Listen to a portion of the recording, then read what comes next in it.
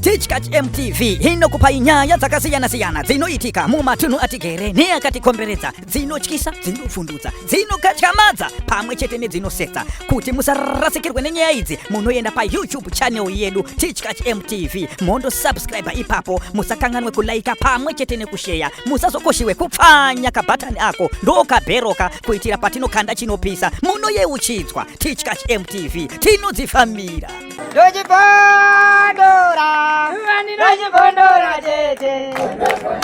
Angela. Ndiwe chiteka Charles.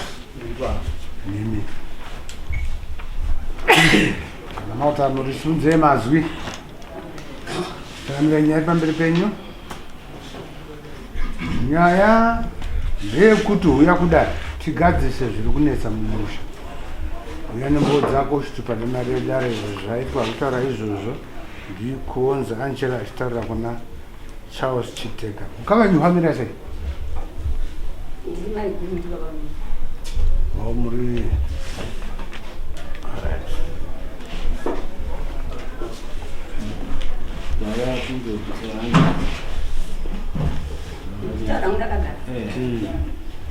Inini ndakaroorwa mukati memusoro wake. Ndaroorwa kudaro. Ndaiti ndiri ndamuka makuseni. Ndaiona ndaisirwa madhori kuseri kwemba. Madhori aya akashongedzwa hembe tsvuku nemushonga umwe nekadengu akasungwa regara remwe. Saka zvakanditorera nguva ndichisoona izvi. Inini amwene wangu vakarambana nababa. Saka ndakaona kuti kana kuti nditaurire baba zviri kudonesa baba vangu. Saka zvadaro inini ndakazofunga kutama. Ndibva ndaenda kotsvaga munda. Ndatsvaga munda wangu. Ndakaita makore 3 ndakagara zvakanaka. Nemurume wangu. Saka murume wangu akazodaidzwa nababa wangu inini kuSouth Africa. Kuti uya kubasa. Aibva aenda. Ndaita makore 3 aya ndakazoona ndakarara. Papinda munhu nemurume. Umba yakavhurika ino. Murume uyu akakusvika kubata girlfriend kudai. Kukanzi muri kunoku.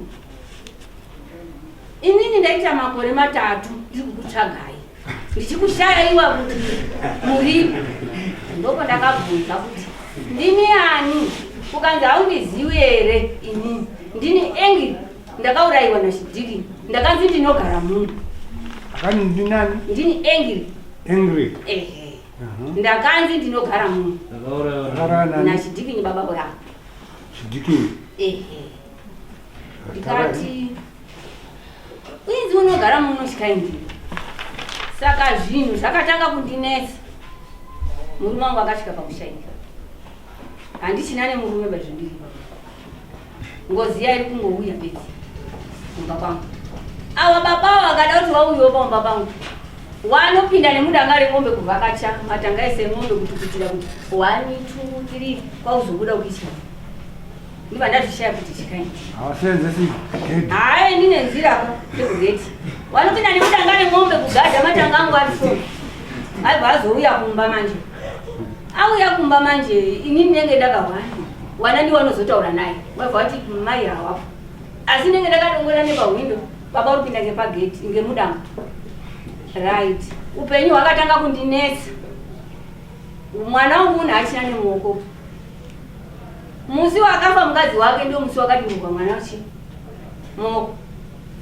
Musi wafa mukadzi wake ndiwo pondakaroerwa ngechipupuri pasi. Ndikaita 4 days ndisingamuki. Iyeyo 1 week 4 days ndisingamuki.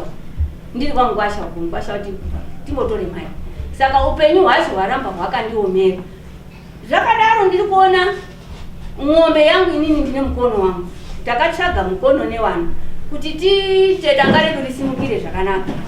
Asi pangouya chimujana chiri kuuya kuti tiri kuda ng'ombe dzekutenga. Chibva chaenda koamwa chimukono chisakazurura maka chibva chaamwa bhuru remombe. Ndibva ndazvishaya kuti wakomana. Upenyu hwacho ndinochekupi hwakadai. Ndatenga motikari yangu. Mari haikurisika namari motikari yacho. Iye wakauya nebhuku wasangana nemwana kuti because baba chiuya tende nemotikari. Ndobva asiya bhuku mumotikari. Rakanyorwa mazita evanhu vese vekwachiteka. mwana uyu akaonawo zita rake ririmo nemukadzi wake. Saka mwana akabva batwa ngeshungo kubva kwapisa bhuku riya pamoto. Wanhu wakafa wese wakatikwa, wapenyu waripo. Saka mwana akabatwa neshungo akapisa bhuku. Ndokundifonera foni ndiri kuchiweshi. Ndikanzi mama taona bhuku riya maitawo. Ndikati zvakanaka mwanangu, witness yakanaka, chichengetedza bhuku. Nini ndikaita alright, ndiri kudini. Kanzi ndatoripisa pamoto ndati sasa rigara mugeheni. Zvino mwana wakusiri ndabva ndauya hangu kurwara hakuperi, wana hawagari zvakanaka, tiitewo mari haibatiki. Zvino ndizvo ndakati ere kurwa kwatakaita hono ndichagarawo pakanaka. Izvi zvekuona upenyu hwakadai. Motikari iya yakabva yabheuka nemwana kupera kwekusangana nebhuku riri. Mwana arikuda kubva afirapo, asi mwana wakabuda asina kana kucheka, asi motikari ndiye yakapara. Saka ndakawedza kuti ndinozvifambisawo sei zvinhu zvakadai izvi. Ndakasvika kwamambo negomo kushinji. Mambo negomo ndiye akati munogara kupi? Ndikati ndinogara Rusaka. Kukanzi mambo wenyu ndiani? Ndikati ndiwa Makomo. Ndimambo Makomo. Kukanzi endai moise mhosva yenyu iyi sezvairi pamusoro paMakomo, ndiye achaziva izvo muchaita. Ndakabva kupiwa nhoroondo. Pesapo ndinoenda kana kufamba ndinobata baba. Baba uri kunamata ndiani? Wakasunga hembe pahupa. Ndiye ari kuita izvi. Hakuna munosvikaba nengozi yakaparwa futi nababa wake iyi. Iye futi wabata zvinhu zvakewo futi. Saka inini ndaomerwa mama. Noupenyu. Iro kutaurwa iro chidikinyi. Mwana wachidikinyi chawo.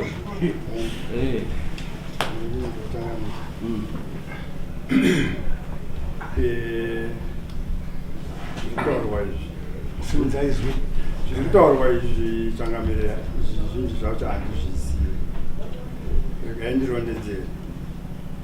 Dai kuti kutambudzika kuri kuita maikuru wangu dai kuri vari kutambudzika maikuru wangu mudzinza rekwachiteka takati wandei, vangadai vakawanawo kumwe kwavakati bamunini dai tambofamba, bamunini dai tambogadzira zvirikunetsa mumusha.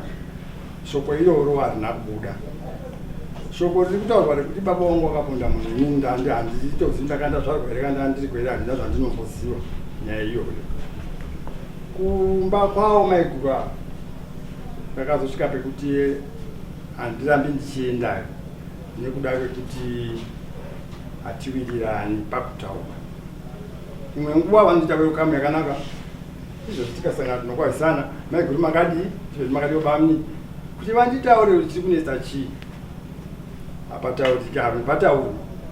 Changamire dai muri imimo mumusha mune varume varimo, tinounganidzana tonongedzana kuti ningi iwe ini zvandiri kuramba kuenda kudaro remusha ndine zvandinoziva. Dare vemusha chaivo havasi kutombozviziva kuti maikuru vane dambudziko rinoda kuti musha tiungane, nekuda kuti maikuru havana kutaura.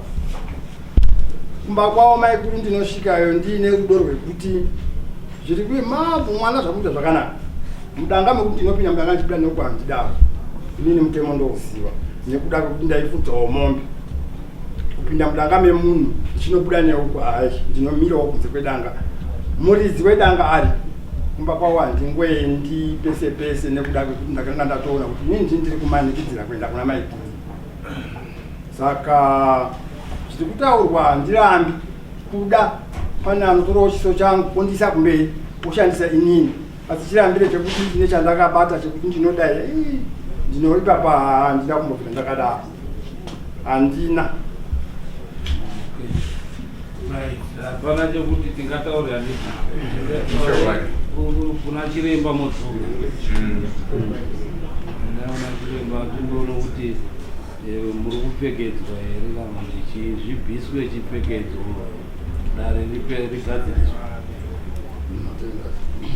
Next.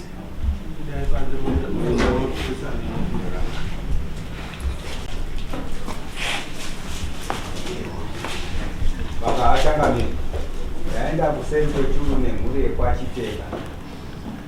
Chiremba ataurira mhuri kuti mumusha menyu tiri kuona hamuna kubatana, hamuna matani. Chechipiri echibva ati muri kunongedzana, muri kukomana. Chechitatu abva vataurira kuti mumusha menyu mune urombo hurimo huri kutoshandiswa nevanhu vari kutoshandisa urombo ihwo, uyezve mune ngozi irimo yakaparwa nehama dzenyu. Uchibva wabvunza zvakare kuti ko pane akambenge ari munhu akamborwara nejere ndiani mumusha menyu, uchibva wamutaura. Uchibva wabvunzwa kuti zvakare zvikanzi ko akambenge ari mudzidzisi akazorwara nejere, uchibva wamutaura kuti ari chokwadi. Ko aiwaka bhirida mumusha menyu ziya zvikanzi ndibaba wamunini. Zvikanzi saka nyaya huru, zvinhu zviri kukutambudza mumusha menyu, urombo huri mumusha menyu. Mhuri yenyu vanasikana vari mumusha havarorwi, havasi kuroorwa. Wakati ichokwadi chokwadi. Saka chiremba ati ndinoda kuti zvinhu zvibviswe mumusha imomo. Kuti ndiite basa iroro ndinoda mombe 3 nembudzi 3, mombe 2 dzangu ini chiremba, mombe 1 chete ndeyedare. Saka iwo chibva watenderana nazvo, ndo zvakuda kuseri kwechiuku changamira. Dai pane pandasirira, alright. Ava baba vazobvunzwa zvikanzi ko mudzimai wenyu ari kupi? Wakati takasiyana. Zvikanzi saka unoda kuroora here? Zvikanzi hungu. Zvikanzi unoroora sei iwe mudzimai uinaye? Uri naye kare wauinaye. Ndobva tauya pane musikana uyu, abva atonzi pane murume wautori naye takutoona. Saka hanzi zvinhu izvozvo urombo huri mumusha ndo zviri kuita basa iwo. Pane pandasirira here wabereki?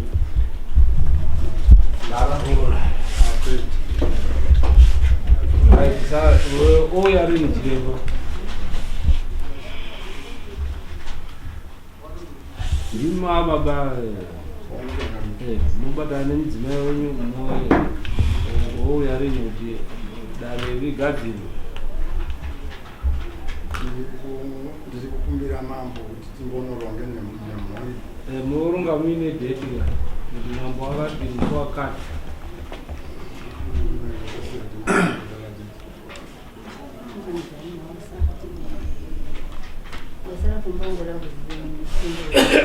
Zvamambo zvine madhesi nenge Christmas. Tese tozva tinosvika musi wa25.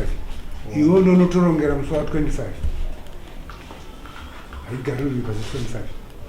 Saka ini muda dhesi ripi? Nguva yakadii? Tingapi nguva yakadii? Toita muzvinini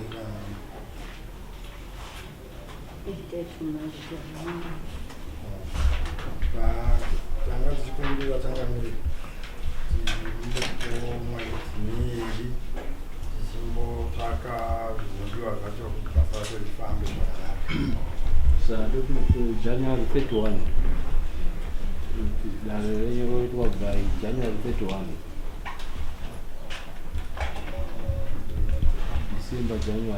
December tichiutanga. Tichikumbira kuti dai maticha 28 February. This is my next. Tigadzirise, inonakidza zvekuti